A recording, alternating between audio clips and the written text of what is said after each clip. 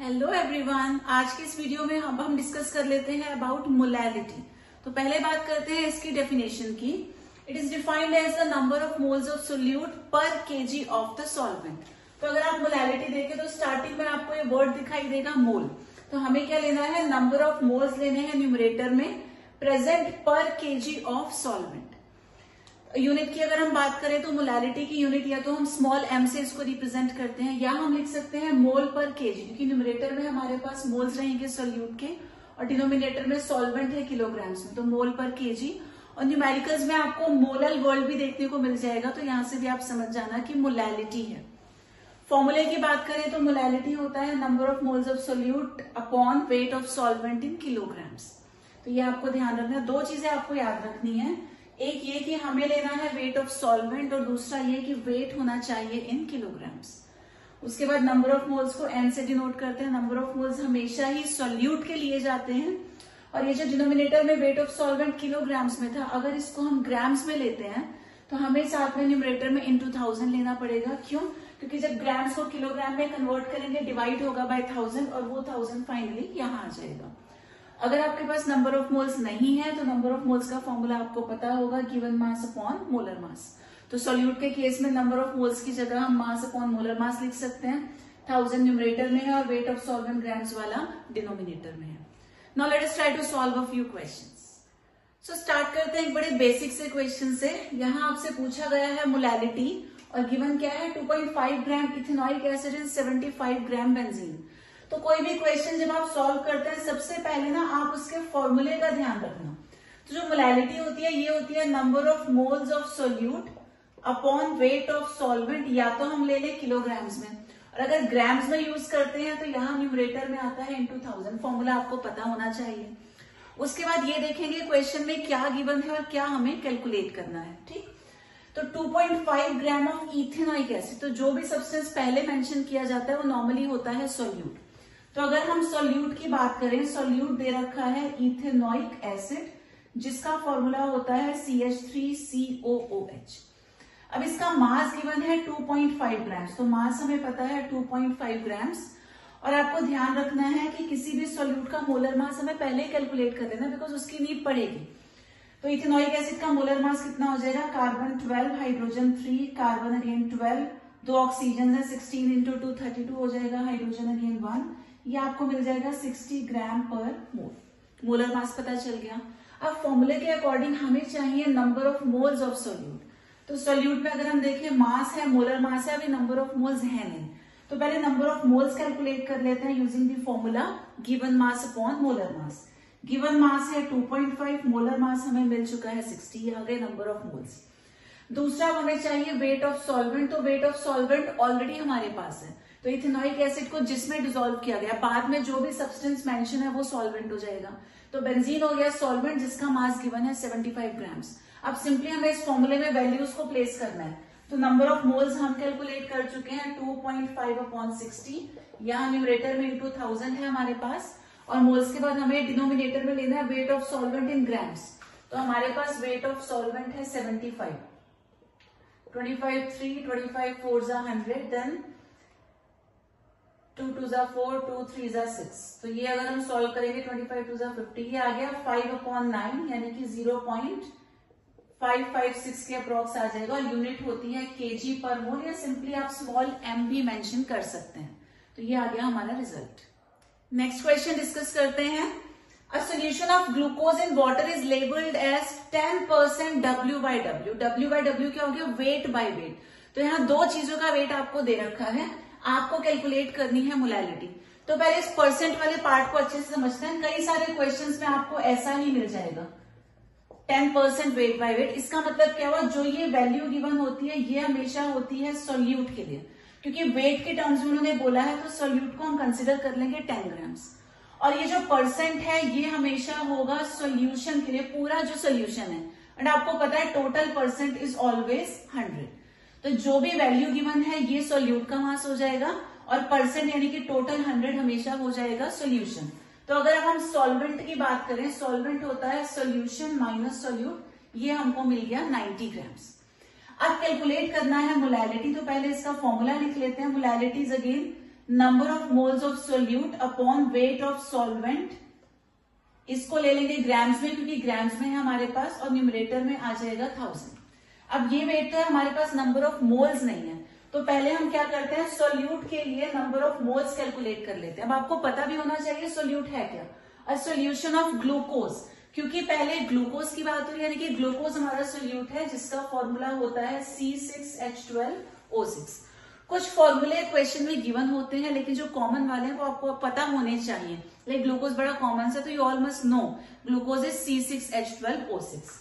अब इसके लिए मास हमारे पास है ऑलरेडी 10 ग्राम्स, हम यहाँ लिख चुके हैं। सोल्यूट का जो मास है वो कितना है, 10 ग्राम्स। मोलर मास हमेशा हम खुद कैलकुलेट कर सकते हैं यूजिंग द फॉर्मूला। तो कार्बन का मास होता है 12, हमारे पास टोटल 6 कार्बन हैं, प्लस हाइड्रोजन का मास होता है 1, लेकिन हमारे पास 12 हाइड्रोजन हैं, प्लस ऑक्सीजन का मास होता है 16 and total we have 6 oxygen. इसे जब कैलकुलेट करेंगे ये हमें मिलेगा 180 ग्राम पर मोल। अब हमारे पास मास भी है, मोलर मास भी है, तो हम कैलकुलेट कर लेते हैं नंबर ऑफ मोल्स, जो कि हो जाएगा given mass upon molar mass, यानी कि 10 अपॉन 180, तो ये हमको मिल गया 1/18। अब नंबर ऑफ मोल्स हमको मिल चुके हैं, वेट ऑलरेडी है हमारे पास, तो let us put the values. तो नंबर ऑफ मोल्स आ गए 1/18, न्यूमरेटर में इंटू 1000 था, अपॉन में लेना है वेट ऑफ सॉल्वेंट, तो वेट ऑफ सॉल्वेंट हमारे पास है 90। अब फाइनली इसे जब हम सॉल्व करेंगे, ऐसे भी 2 से कैंसिल कर देते, तो ये हमको मिल गया 50/9 × 9 81, तो अप्रोक्सीमेटली ये 0.612 आ जाएगा। अब मोलैलिटी है, या तो आप लिखेंगे मोल पर केजी, और या सिंपली आप स्मॉल m से डिनोट कर सकते हैं। अब ये जो क्वेश्चन है, this is from NCERT both class 11th as well as class 12th। Let us now discuss. A sample of drinking water was found to be severely contaminated with CH3L3 chloroform। अब आपको पता है जिसकी बात सबसे पहले हो गई, ये बिहेव करेगा एज सोल्यूट, तो सोल्यूट हमें मिल गया CHCl3। आगे क्या गिवन है, the level of contamination was 15 ppm। थोड़ा सा यहाँ पे डिफरेंट है, आपको दे रखा है 15 ppm। जैसे अभी परसेंट वाला केस हमने डिस्कस किया था, तो परसेंट में क्या होता है, जो गिवन वैल्यू है ये हो जाती है सोल्यूट, और जो परसेंट है उसे हम मान लेते हैं पूरा सोल्यूशन। ऐसे यहाँ पे जो गिवन वैल्यू है ये हो जाएगा सोल्यूट, तो मास ऑफ सोल्यूट हो गया 15 ग्राम्स। अब पूरा सोल्यूशन कितना लेंगे, तो वो ये यहां से आपको मिलेगा 15 पार्ट्स पर मिलियन। जैसे परसेंट इज ऑलवेज 100, ऐसे जो मिलियन होता है, मिलियन का मतलब 10⁶ होता है, तो ये हो गया सोल्यूट का मास, और पूरे जो सोल्यूशन का मास हो जाएगा वो हम लेंगे मिलियन, यानी कि 10⁶ ग्राम्स। ठीक, अब सोल्यूट का मास पता चल गया, पूरे सोल्यूशन का मास हमको पता चल गया, तो हम लोग यहाँ से सॉल्वेंट का मास कैलकुलेट कर लेंगे। सॉल्वेंट क्या होता है, पूरा का पूरा सोल्यूशन माइनस सोल्यूट, तो ये कुछ ऐसा आपको मिलेगा, 6 zeros आ गए, -15, सॉल्व करेंगे तो ये 985 इतने ग्राम्स आ जाएगा। अब यहाँ आपके पास एक चॉइस है, क्योंकि बहुत बड़ी वैल्यू, मिलियन में से बहुत बड़ी वैल्यू में से सिर्फ 15 को माइनस करना है। ऐसा हो गया कि एक समुद्र में से 1 बाल्टी पानी हमने निकाल लिया, तो कुछ खास फर्क पड़ेगा नहीं। तो हम चाहे तो सॉल्वेंट को एग्जैक्टली इतना ले सकते हैं, सोल्यूशन माइनस सोल्यूट करके जो वैल्यू हमें मिली, और अगर ऐसा नहीं करना तो आप इसको अप्रोक्सीमेटली 10⁶ भी यूज कर सकते हैं। तो अलग अलग जगह आपको अलग सोल्यूशन मिलेगा, कहीं पे ये वैल्यू ली गई होगी और कहीं पे सिंपली उन्होंने 10⁶ यूज किया होगा, तो परेशान नहीं होना। 10⁶ वैसे हमारे पास पूरा सोल्यूशन है, लेकिन क्योंकि उसके कंपैरिजन में सोल्यूट काफी कम है, तो इसको अप्रोक्सीमेटली उतना मान भी सकते हैं, और चाहे तो प्रॉपर कैलकुलेट कर भी सकते हैं। आंसर में कोई बहुत ज्यादा डिफरेंस नहीं आएगा। अब बढ़ते हैं क्वेश्चन की तरफ। तो यहाँ कैलकुलेट करना है मोलैलिटी।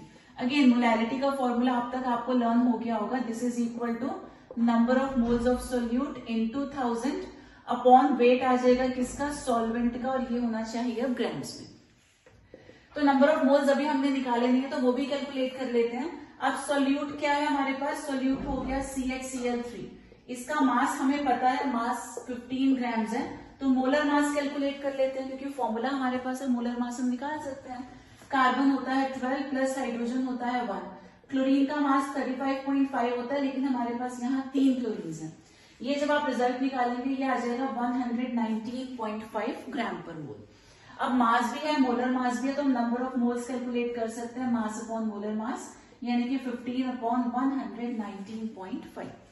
तो ये हमने कैलकुलेट कर लिया, ये ऑलरेडी हमारे पास है, वैल्यूज को यहाँ सब्स्टिट्यूट कर देते हैं। नंबर ऑफ मोल्स है 15 upon 100 19.5। Wait of solvent is again your choice, आप दोनों में से जो चाहे वैल्यू यूज कर सकते हैं।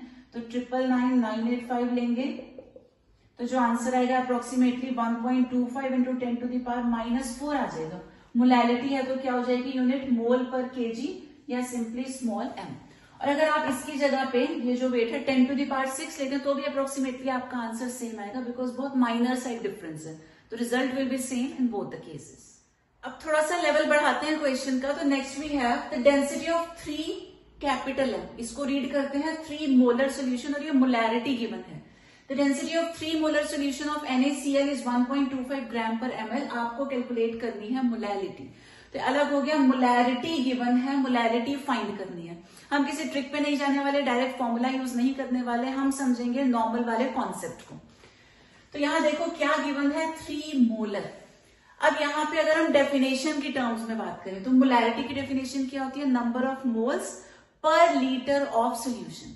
तो उसके हिसाब से 3 मोल्स है हमारे पास पर लीटर, 1 लीटर हमारे पास सोल्यूशन है।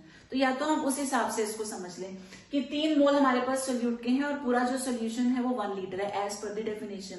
वहां से भी अगर आपको समझ में नहीं आता तो एक ट्रिक आपको पहले बताई, तो इस ट्रिक के हिसाब से चलते हैं। मैंने आपको बताया था कभी भी किसी क्वेश्चन में लगे कि इन्फॉर्मेशन थोड़ी सी मिसिंग है, ठीक है, मोलैरिटी गिवन है, डेंसिटी गिवन है, अब कैसे सॉल्व करें हमें समझ नहीं आ पा रहा। मोलैरिटी गिवन है, मोलैरिटी का फॉर्मूला होता क्या है, तो this is equal to number of moles of solute upon volume of solution in litres. ठीक, मोलैरिटी गिवन है, ये हमारे पास है, बट यहाँ ये दोनों चीजें मिसिंग है तो हम फर्दर सॉल्व कर ही नहीं सकते। डेंसिटी दे रखी है बट डेंसिटी का यहाँ तो कोई रोल नहीं है। तो जहां भी इंफॉर्मेशन मिसिंग लगती है, कुछ कम लगता है हमको, वहां पे डिनोमिनेटर को हमेशा हम एज्यूम कर लेते हैं 1। तो हम क्या करेंगे, let the volume of solution be, जो डिनोमिनेटर है वॉल्यूम ऑफ सोल्यूशन बी, कितना हम ले लेते हैं 1 लीटर। तो इस वॉल्यूम को 1 लीटर की जगह हम लोग 1000 ml भी लिख सकते हैं। उसके अलावा क्या गिवन था, the density of 3 molar solution.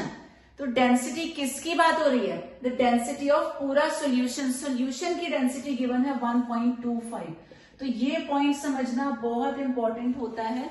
कभी कभी डेंसिटी सोल्यूट की दे रखी होती है और कभी सोल्यूशन की गिवन होती है, तो दोनों चीजें बिल्कुल अलग हैं, दोनों में क्वेश्चंस को सॉल्व करने का मेथड अलग हो जाता है। तो यहाँ पे डेंसिटी सोल्यूशन की दे रखी है 1.25, तो वॉल्यूम भी हमारे पास सोल्यूशन की है, हमने 1 लीटर एज्यूम कर लिया, 1000 ml हमको मिल गया। डेंसिटी भी हमारे पास सोल्यूशन की है। अब हमें पता है डेंसिटी होता है मास अपॉन वॉल्यूम, यहाँ से मास आ जाएगा डेंसिटी इंटू वॉल्यूम, यानी कि 1.25 इंटू 1000, ये हमको मिल गया 1250 ग्राम्स।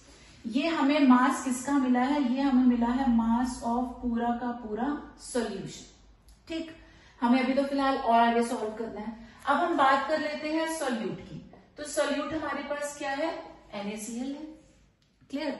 अब NaCl में मोलर मास तो हम कैलकुलेट कर ही सकते हैं, सोडियम होता है 23, क्लोरीन होता है 35.5, तो ये हमको मिल गया 58.5। मोलर मास तो पता चल गया, और कुछ नहीं है। अब यहां देखो वॉल्यूम को तो हमने एज्यूम किया था 1, तो यहां अगर वॉल्यूम की वैल्यू 1 प्लेस कर देते हैं तो हम नंबर ऑफ मोल्स कैलकुलेट कर सकते हैं। मोलैरिटी गिवन थी 3 molar equal to number of moles पता नहीं है, लेकिन वॉल्यूम इन लीटर्स कितना है 1, यहाँ से नंबर ऑफ मोल्स हमको कितने मिल जाएंगे 3।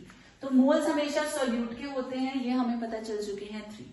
अब नंबर ऑफ मोल्स का फॉर्मूला भी पता है, given mass upon molar mass, तो गिवन मास आ जाएगा N इंटू M, N है 3, M हो गया 58.5, इसे कैलकुलेट कर लेते हैं। तो ये हमें मिल गया 175.5 ग्राम्स, लेकिन ये क्या मिला है, ये हमको मिला है सोल्यूट। हमें कैलकुलेट करनी है मोलैरिटी, और मोलैरिटी के फॉर्मूले की अगर हम बात करें, ये होता है number of moles of solute into 1000 upon wait किसका लेना होता है, हमने सॉल्वेंट का। अब M तो सोल्यूट का हमें पता ही है, M कितना है 3 है, बट हमारे पास क्या मिसिंग है, वेट ऑफ सॉल्वेंट। अब हमारे पास पूरे सोल्यूशन का वेट है 1250, हमारे पास सोल्यूट का वेट है 175.5। अगर हम इसको माइनस कर देते हैं, सॉल्वेंट कैसे मिलता है, पूरा सोल्यूशन माइनस सोल्यूट, तो इसे अगर हम माइनस कर देते हैं, ये अप्रोक्सीमेटली मिल जाएगा 1074.5। तो ये नंबर ऑफ मोल्स थे 3 इंटू आ गया 1000 अपॉन, ये हमें कितना मिल गया 1074.5। ठीक है, तो ये ध्यान रखना है कैसे कैलकुलेट किया, solution solvent is equal to पूरा सोल्यूशन माइनस सोल्यूट। तो सारी वैल्यूज हमारे पास आ चुकी हैं, इसे जब कैलकुलेट करेंगे तो ये अप्रोक्सीमेटली 2.79 आएगा। अब मोलैरिटी है, या तो आप स्मॉल m से रिप्रेजेंट कर दो या फिर इसको मोल पर केजी भी लिख सकते हैं। तो आज मोलैरिटी के कई सारे क्वेश्चंस हमने डिस्कस कर लिया। अब मोल फ्रैक्शन और प्लस जो कॉमन कंबाइंड वाले क्वेश्चंस होते हैं जिसमें मोलैरिटी मोल फ्रैक्शन सब मिक्स होके आएगा, वो हम डिस्कस करेंगे in the next part. So keep watching.